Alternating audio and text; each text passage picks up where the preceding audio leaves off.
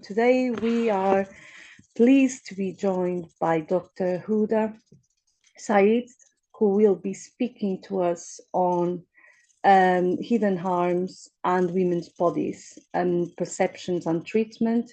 And we'll be speaking on a range of harmful practices, including menstrual ostracizing and virginity testing. And Dr. Huda is an interdisciplinary researcher, educator, and writer with a focus on gender-based violence, international relations, culture and context of women's bodies, and female genital cutting. Dr. Huda commits her time and ethics to working with organizations and academics for community-based solutions, and is also the founder of Sahara Sisters Collective, which focuses on collaborative support, knowledge sharing, and mentoring.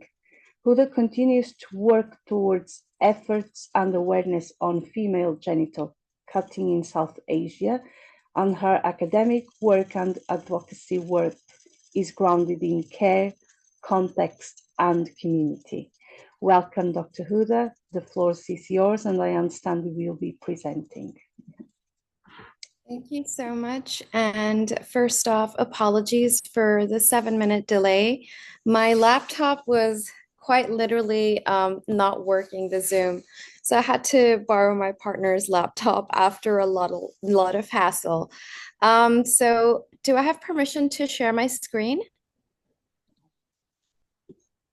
Okay, I will.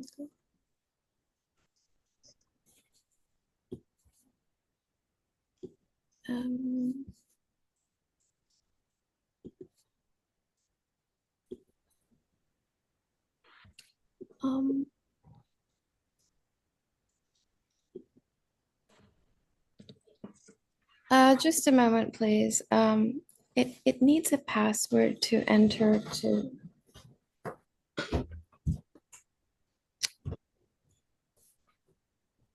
It says use password, so.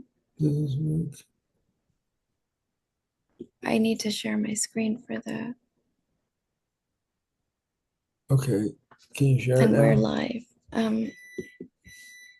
Can you see my screen? Is it visible? Not yet, no. Oh, okay, sorry, just a moment. Anya, can you perhaps make Huda a co-host? I'm not able to do it as you're the lead host. Oh, we can do it now. Yeah. Is the screen now visible? Yeah.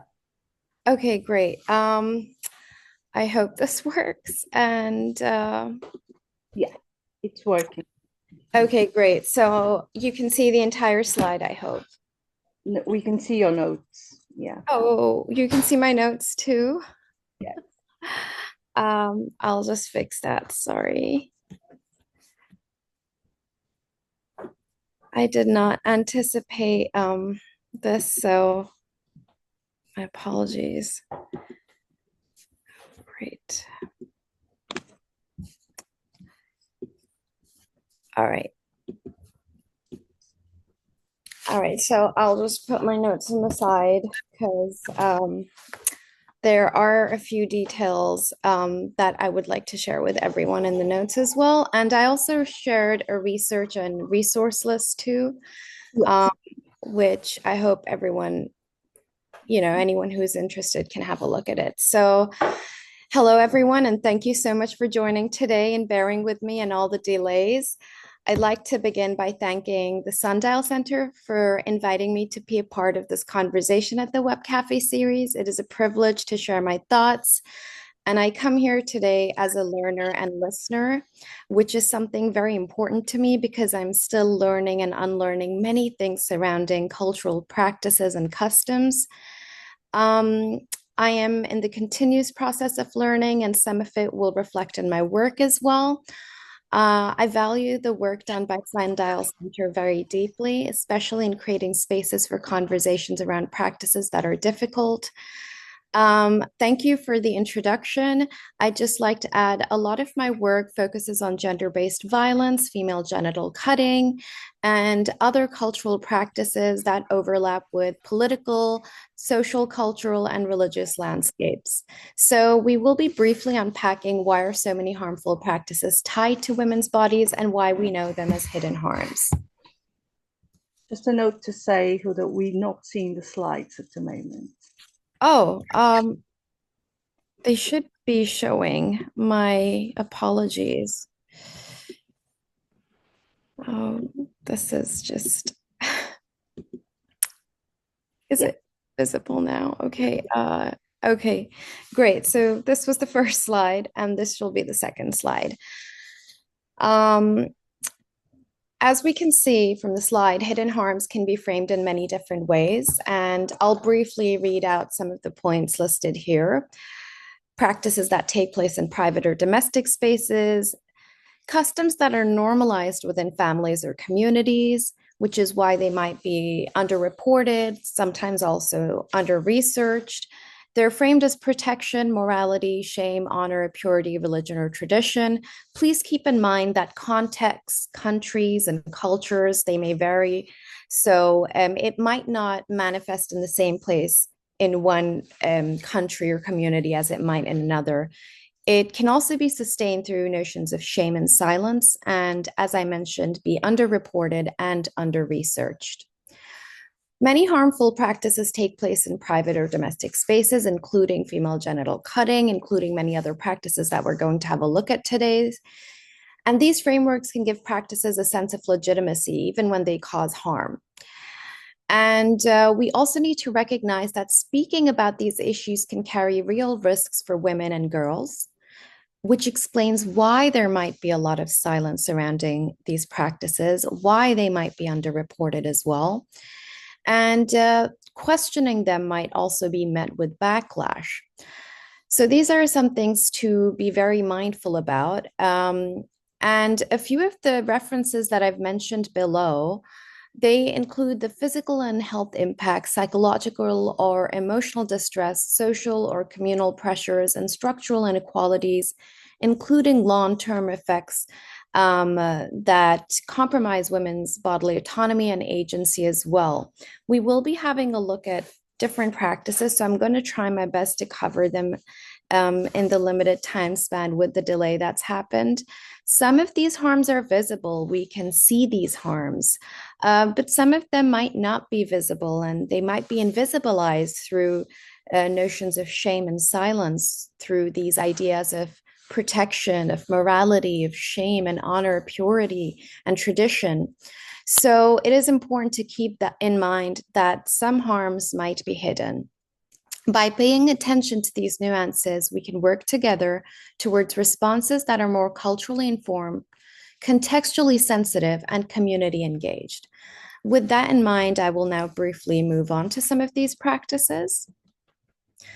And before I do, I have actually shared a few quotes here, as mentioned in my own research that focuses on culture, community, some of the political and social landscapes as well.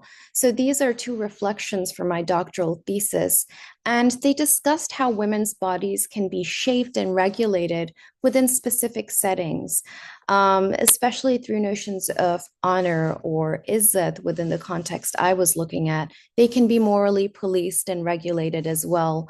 Especially in terms of sexuality. Sometimes they can become a site of control as well, and honor as well. At times, states might be involved in this as well, but largely it may be communal and socially based. Now, when we think about hidden harms, a pattern begins to emerge. Many of these practices are tied specifically to women's bodies.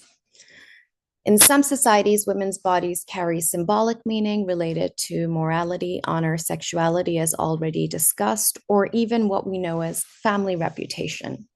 Because of this, communities sometimes develop practices that attempt to regulate or shape women's bodies in multiple ways. This includes virginity testing, menstrual ostracizing, sometimes also menstrual shaming. I will also share some personal accounts of from my own story that I think might be helpful. These are all tied into ideas of purity, sexuality, morality, shame, taboo, hiding, impurity, uncleanliness. Other practices that we'll be having a look at, like labia stretching or breast ironing, they also prepare girls for marriage or protect them from sexual attention. Widowhood practices can regulate women's behavior and appearance after the death of a husband. This all reflects broader ideas about gender roles, community expectations, and social identity. They show how women's bodies can become sites where social expectations and cultural meanings are enforced. One of the first ones that I will start with and cover very quickly is widowhood rights. And as you can see, I've already mentioned a couple of quotes from the work of Ajay et al. I hope I've pronounced that correctly. And essentially, Ajay et al. Points out that these practices vary significantly across cultures and regions, including widowhood rights. And not all communities follow the same rituals, and the severity and meaning of these practices can differ widely. So the key point here is that these rights often operate within broader cultural frameworks of mourning, gender roles, and community expectations. Other studies also suggest that widowhood practices can affect the well-being of women. Now, these are a few bullet points: moral discipline, and we're revisiting these words as we go through this because we're talking about hidden harms. We're talking about women's bodies and how they're treated and perceived. Moral discipline, preventative measures, regulation of women's sexualities, especially after a husband's death, social exclusion, ritual expectations, so that includes community and culture, reinforcement of gender dependency, community pressure, restrictions on clothing, behavior, and even movement. The question that often follows is why such practices continue to exist even in contexts where legal frameworks or human rights discourses challenge them. One explanation relates to the idea of moral discipline, as we can see in the first bullet point, and expectations around appropriate mourning. Widows are often expected to publicly demonstrate grief and respect for the deceased husband through ritual behavior. And in some communities, these practices are framed as preventative measures, for example, regulating women's sexuality, limiting their interactions with men during mourning. And it's also important to understand that sometimes even women's interactions with other men are regulated and they are morally policed. So while these rituals may be justified culturally or socially within these specific settings, it also raises important questions about gender, agency, and power. In fact, Ajay et al., whose paper I already referenced in the previous slide, frames such practices as requiring a human rights lens, and this closely aligns with UN SDG 5, so that means United Nations Sustainable Development Goal number 5, which calls for gender equality and elimination of harmful practices. A small example close to home that I would like to share here is that my maternal grandmother was widowed at a very young age, and she always wore white. And upon asking when I was very young, I was told that she wears white because she's widowed and does not have a husband, and it was not appropriate for her to adorn herself in anything else but white. Her interactions with men were also very guarded. So these are just small examples that I'm providing about how it may vary from one place to another. For example, some of the references include ideas from Nigeria. Even within those communities, there are multiple communities with different practices. And the example I'm giving is from a very Pakistani context. I hope this provides some cultural nuance and context about everything. Now let's move on to what has already been introduced, menstrual ostracism. This slide briefly highlights some of the key factors that help explain why menstrual ostracism persists across different societies.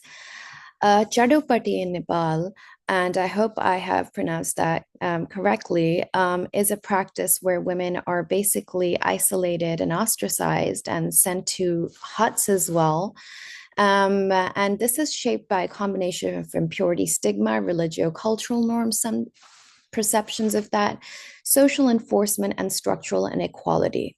Chadopati, even though it has been deemed as being illegal, it is still being practiced in some places. And somebody very close to us, my mother and I communicated with him and asked him if it's still being practiced. So he said that there is awareness growing in those areas. And some people are still practicing Chadopati as we speak.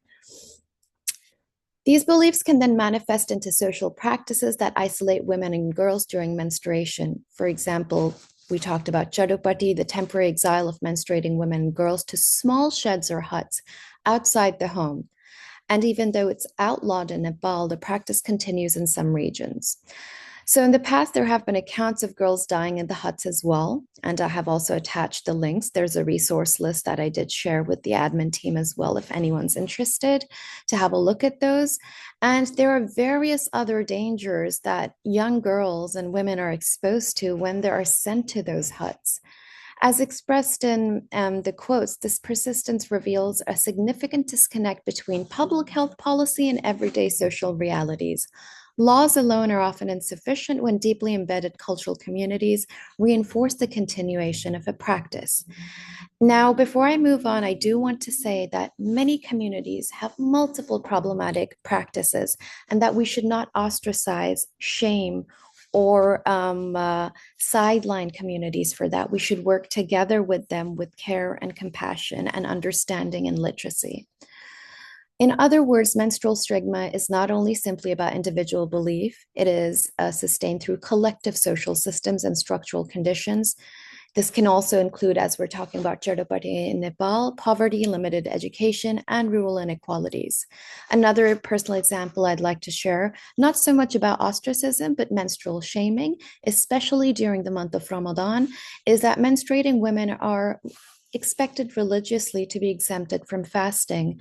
But in some households, the fact that a woman is not fasting can be quietly hidden from male family members out of modesty or shame. A personal example of mine, when I was younger, I remember feeling that pressure quite strongly, even though I was menstruating and therefore exempt. I would sometimes pretend to fast during the day so that it would not be noticed by the male members in my family. I began to question why menstruation should be something that needed to be concealed in this way.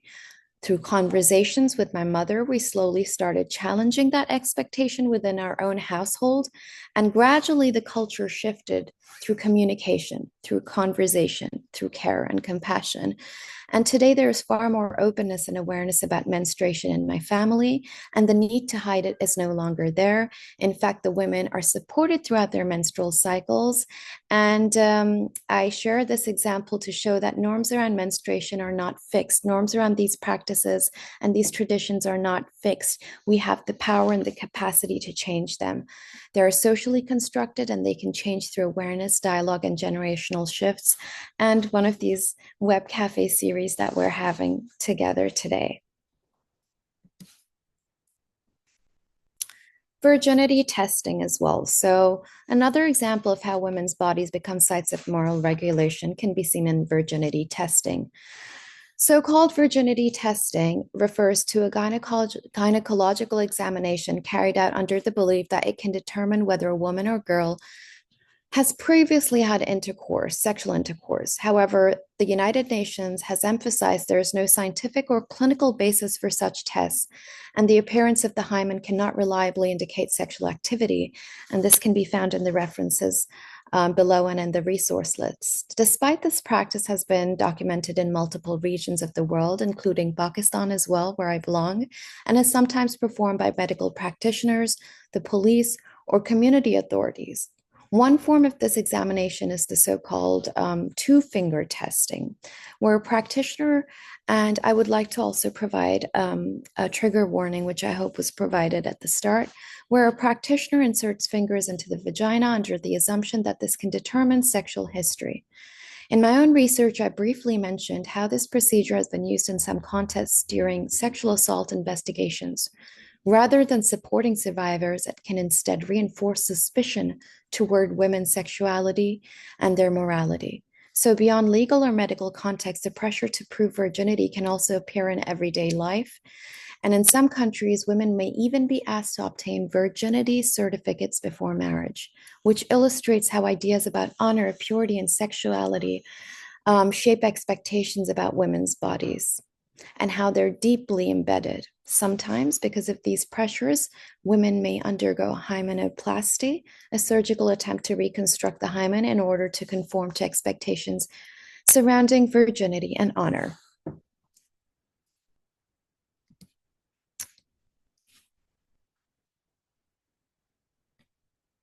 So, having briefly looked at what virginity testing is and why international organizations such as the UN consider it as a harmful and unscientific practice, I'd like to ask, why does it persist? Several broader social dynamics explain this, as mentioned here. First, honor and purity norms. And in many contexts, a woman's perceived virginity is closely tied to family honor and moral reputation. And as we might have heard of so-called honor killing as well, this means that women's bodies often become symbols of cultural or familial virtue. There might be marriage eligibility pressures as well. We mentioned virginity certificates as well in Iran, as you can find in the resource list. And there might be conditions for marriage, and one of the most important ones being virginity. Women who are perceived to violate these norms may face shame, social exclusion, or even violence. So taken together, these factors show that practices like virginity testing, they're not isolated acts. They are embedded in larger social structures that regulate women's bodies sexually and provide the social value to it.